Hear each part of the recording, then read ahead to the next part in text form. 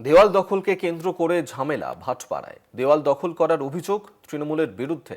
সিপিএমের প্রার্থীর নাম মুছে দেওয়ার অভিযোগ অস্বীকার তৃণমূলের। দেওয়াল লিখন মুছে দেওয়ার ঘটনাকে কেন্দ্র করেই এই ঘটনা ঘটল ভাটপাড়াতে। সেখানে দেওয়াল দখলকে কেন্দ্র করেই ঝামেলা ভাটপাড়াতে।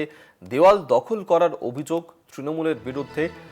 সিপিএমের প্রার্থীর নাম মুছে দিয়েছে তৃণমূল, এমনটাই কিন্তু অভিযোগ করা হয়েছে। যদিও এই অভিযোগ অস্বীকার করছে শাসক দল তৃণমূল।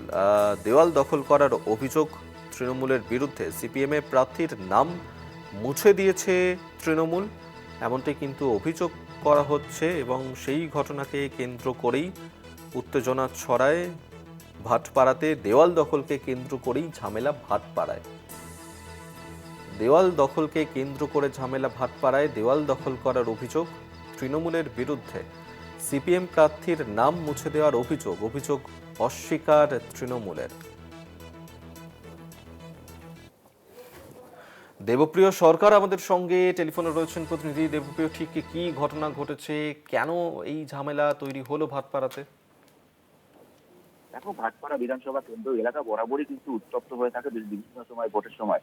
এবারও কিন্তু তার কোনো ব্যতিক্রম হয়নি এখন পর্যন্ত। যে গতকাল তৃণমূলের প্রার্থী ঘোষণার পরেই এখন সিপিআইএম এর তরফ থেকে, বামফ্রন্টের তরফ থেকে প্রার্থী ঘোষণা হয়নি, কিন্তু বামফ্রন্টের তরফ থেকে ভাটপাড়া বিধানসভা এলাকা বিভিন্ন জায়গায় তারা দেওয়াল চূর্ণ করে রেখে দিয়েছিল, সাদা করে রেখেছিল এবং তারা সিপিআইএম লিখে রেখেছিল। কিন্তু গতকাল তৃণমূলের প্রার্থী ঘোষণা হওয়ার পরে সেই সমস্ত সিপিআইএম এর দেওয়াল তৃণমূল দখল করে নিয়ে সেখানে সিপিআইএম বসে টিএমসি লিখে দেওয়া হয়েছে, এমনটা কিন্তু অভিযোগ সিপিআইএম এর তরফ থেকে।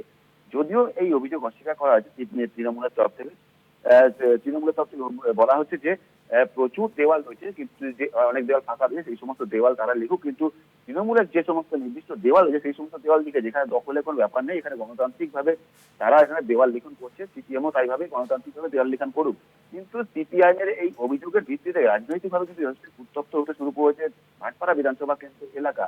এই বিষয়ে সিপিআইএম এর তরফ থেকে কিন্তু ইতিমধ্যে ভাটপাড়া থানায় অভিযোগ দায়ের করা হয়েছে। পুলিশ গোটা বিষয়টা খতিয়ে দেখছে যাতে কোনো রকম উত্তেজনা না ছড়ায়, কেননা ভাটপাড়া বিধানসভা কেন্দ্র এলাকা কিন্তু উত্তেজনা প্রবণ এবং অত্যন্ত স্পর্শকাতর বলে এলাকা বলেই পরিচিত। সেই জায়গায় দাঁড়িয়ে যাতে ভাটপাড়া এলাকা এই রাজনৈতিক যে চাপানোতো, সেই চাপানোতে যাতে উত্তেজনা না ছড়ায় সেই দিকটা ভাটপাড়া থানা পুলিশ দেখছে। এবং এই কারা এই ধরনের দেওয়াল দখল করে তারা রাজনৈতিক ভাবে তারা এই ধরনের আশঙ্কা ছড়াচ্ছে, যে উত্তেজনা ছড়াচ্ছে, সেই বিষয়টা দেখছে পুলিশ। কিন্তু এখনো পর্যন্ত তেমন কোনো উত্তেজনা ছড়ায়নি, পরিস্থিতি এখনো পর্যন্ত নিয়ন্ত্রণে রয়েছে ভাটপাড়া বিধানসভা এলাকা। কিন্তু যত ভোট এগিয়ে আসবে, ভাটপাড়া বিধানসভা এলাকা কতটা শান্তিভাবে থাকে সেটা কিন্তু এখন দেখার বিষয়। ধন্যবাদ দেবপ্রিয়। দেবপ্রিয় সরকার আমাদের সঙ্গে টেলিফোনে ছিলেন প্রতিনিধি।